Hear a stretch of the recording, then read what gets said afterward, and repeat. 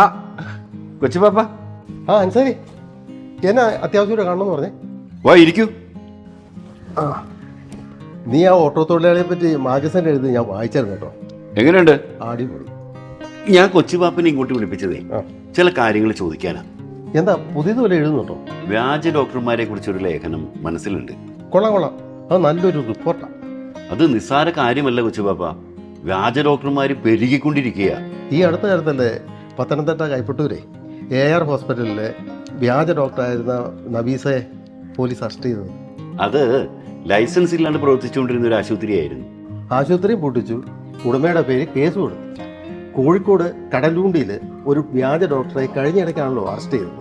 അത് തിരുവല്ലക്കാരനൊരു അബു അബ്രഹാം ആയിരുന്നു. അതെ, ഇയാൾ ആറമ്മയായിട്ട് 4 കൊല്ലമാണ് ജോലി ചെയ്ത്. അത് ശരി. ഈ ഡോക്ടർമാർ അധികം ഇല്ലാത്ത ഗ്രാമപ്രദേശങ്ങളുണ്ടല്ലോ, അവിടെയാണ് ഈ വ്യാജന്മാരെല്ലാം വിലസുന്നത്. ഇവന്മാർ വ്യാജന്മാരാണെന്ന് കണ്ടുപിടിക്കാൻ വളരെ ബുദ്ധിമുട്ടാണ്. അതെന്താ കൊച്ചുപാപ്പ ഇവരെ കണ്ടുപിടിക്കാൻ പറ്റാത്തത്? അതെന്താണെന്ന് വെച്ച് കഴിഞ്ഞാൽ മെഡിക്കൽ ഫീൽഡുമായിട്ട് കൂടുതൽ ബന്ധമുള്ളവരാണ് ഈ വ്യാജന്മാരായിട്ട് ഇറങ്ങുന്നത്. MBBS കോഴ്സ് തോറ്റത്, ഫാർമസിസ്റ്റുകൾ, നേഴ്സുമാർ, അലോപ്പതി പ്രാക്ടീസ് ചെയ്യുവാൻ നിയമം അനുവദിക്കാത്തവർ, പഴയ RMB രജിസ്ട്രേഷൻ ഉള്ളവർ, ഇങ്ങനെയൊക്കെ ഉള്ളവരാണ് വ്യാജന്മാരായിട്ട് വിലസുന്നത്. അറിയാമോ? ഇവനൊക്കെ എഴുതണ മരുന്ന് കഴിക്കുന്നവരുടെ ഒരു അവസ്ഥയെ. ആ, അതിനൊക്കെ ചില ട്രിക്കുകളുണ്ടാകും. ശരി, അതെന്താ? ഈ പ്രിസ്ക്രിപ്ഷൻ ഇല്ലാതെ ഫാർമസികളിൽ നിന്ന് കിട്ടുന്ന മരുന്നുകളും ആൻറ്റിബയോട്ടിക് ഇഞ്ചക്ഷനുകളുമാണ് ഇവർ കൊടുക്കുന്നത്. അത് ശരി. പിന്നെ ഗുരുതര രോഗമാണെങ്കിൽ അവർ അടുത്തുള്ള നല്ല ആശുപത്രിയിലേക്ക് കൊണ്ടുപോകും. പിന്നെ മരിച്ചുപോയ മറ്റു ഡോക്ടർമാരുടെ ഡിഗ്രി സർട്ടിഫിക്കറ്റുകൾ രജിസ്ട്രേഷനൊക്കെ ഉപയോഗിച്ചിട്ട് പ്രാക്ടീസ് ചെയ്യുന്ന ഒത്തിരി വ്യാജന്മാരുണ്ട്. അടച്ചോനെ, ഇവര് ഈ ലഹരി മാഫിയേക്കാളിലും ഭയങ്കരന്മാരാണല്ലോ. സംശയം എന്താ? ഇന്ത്യയിൽ 10 ലക്ഷം വ്യാജന്മാരുണ്ടെന്നാണ് കണക്ക്. ബീഹാർ, തമിഴ്നാട്, മധ്യപ്രദേശ്, ഇന്ത്യയുടെ വടക്ക് കിഴക്കൻ സംസ്ഥാനങ്ങൾ, ഇവിടെയെല്ലാം വ്യാജന്മാർ വിലസുന്നുണ്ട്. അറിയാമോ? ഈ സംസ്ഥാനങ്ങളിലൊക്കെ വ്യാജന്മാർക്ക് വളരാനുള്ള സാഹചര്യങ്ങൾ കൂടുതലാണെന്നേ. തമിഴ്നാട്ടിൽ 15,000-ഓളം വ്യാജന്മാരുണ്ടെന്നാണ് കണക്ക്. ഒരു വർഷം 150 വ്യാജന്മാരെ അവിടെ അറസ്റ്റ് ചെയ്യുന്നുണ്ട്.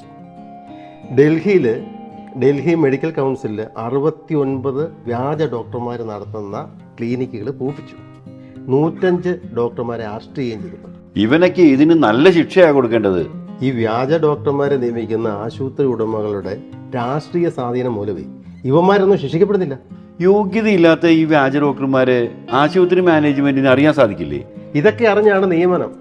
സാമ്പത്തിക നേട്ടമാണ് അവരുടെയൊക്കെ ലക്ഷ്യം. ഇന്ത്യയിലെ വ്യാജ ഡോക്ടർമാരുടെ അബദ്ധ ചികിത്സ കൊണ്ട് 1 ദശലക്ഷം പേരെങ്കിലും മരണമടയുന്നുണ്ടെന്നുള്ള വിവരം ആർക്കെങ്കിലും അറിയാമോ? അതിന് പ്രധാന കാരണം എന്ന് പറഞ്ഞു കഴിഞ്ഞാൽ ഏത് രോഗത്തിനും ആൻറ്റിബയോട്ടിക് മരുന്നാണ് ഇവർ കൊടുക്കുന്നത്. അതുകൊണ്ട് ഇന്ത്യയിൽ ആൻറ്റിബയോട്ടിക് മൈക്രോബിയൽ റെസിസ്റ്റൻസ് കൂടി. അതിന് AMR എന്ന് പറയും. അതുകൊണ്ടായിരിക്കും കേരള ഗവൺമെന്റ് ഇപ്പോൾ പ്രിസ്ക്രിപ്ഷൻ ഇല്ലാതെ ആന്റിബയോട്ടിക് മരുന്നുകൾ കൊടുക്കാൻ പാടില്ല എന്നുള്ള നിയമം കൊണ്ടുവന്നത്. അതെ, ആഗോള വിപണിയിൽ വിൽക്കപ്പെടുന്ന ആൻറ്റിബയോട്ടിക്കിൻ്റെ 25% ഇന്ത്യയിലാണെന്നും പ്രതിവർഷം 3 ലക്ഷത്തിലധികം പേര് AMR മൂലം മരണമടയുന്നുണ്ടെന്നും അമേരിക്കൻ സൊസൈറ്റി ഓഫ് മൈക്രോബയോളജിയുടെ പത്രാധിപ സമിതിയിലെ ഡോക്ടർ അനീർബാൻ മഹാപാത്ര പറയുന്നുണ്ട്. വ്യാജനാണെന്ന് സംശയിച്ച നമ്മൾ എന്താ ചെയ്യേണ്ട കൊച്ചുപാപ്പ? ഇപ്പോഴത്തെ അവസ്ഥയിൽ കൈയോടെ പിടികൂടിയിട്ട് പോലീസ് സ്റ്റേഷനിൽ ഏൽപ്പിക്കുകയും മാർഗമുള്ളൂ. എന്നാ കേരള മെഡിക്കൽ കൗൺസിൽ പരാതി കൊടുത്താൽ പോരെ? അതാണ് പ്രശ്നം. നമുക്ക് നേരിട്ടിട്ട് കേരള മെഡിക്കൽ കൗൺസിലിൻ്റെ വെബ്സൈറ്റിൽ കയറാൻ പറ്റത്തില്ല. പരാതി കൊടുക്കാനൊക്കെ പറ്റും, അപ്പോഴേക്കും വ്യാജം കടന്നു കളയും. പിന്നെ കാണുന്നതോ മറ്റേതെങ്കിലും ജില്ലയിൽ വ്യാജൻ ഡോക്ടറായിട്ട് ഇങ്ങനെ പ്രാക്ടീസ് ചെയ്യുന്ന കാണാം. പേര് ഒരുപോലെയാണെങ്കിൽ മരിച്ചു പോയ ഒരു ഡോക്ടറുടെ സർട്ടിഫിക്കറ്റ് വെച്ചിട്ട് ഒരാൾ പ്രാക്ടീസ് ചെയ്ത് കഴിഞ്ഞാൽ അവൻ വ്യാജനാണെങ്കിൽ പിടിക്കാൻ പറ്റും. ഇപ്പോഴത്തെ സാഹചര്യത്തിൽ പറ്റുന്നില്ല. പിന്നെ പറ്റും. കേരള മെഡിക്കൽ കൗൺസിലും ഡോക്ടർമാരുടെ സംഘടനയായ IMA കൂടെ ചേർന്നിട്ട് ഒരു തീരുമാനം എടുത്താൽ പിന്നെ ഒരു വ്യാജം ഉണ്ടാകത്തില്ല. അതെന്താ? ഒരു ഡോക്ടർ മരിച്ചു കഴിഞ്ഞാൽ ആ മരിച്ച വിവരം അവരുടെ സംഘടനയായ IMA ഉടനെ ആ വിവരം കേരള മെഡിക്കൽ കൗൺസിൽ അറിയിക്കുകയോ NMCയോ അറിയിക്കുകയോ ചെയ്യണം. ഇങ്ങനൊരു നിബന്ധന കൊണ്ടുവരേണ്ടത് അത്യാവശ്യമാണ്.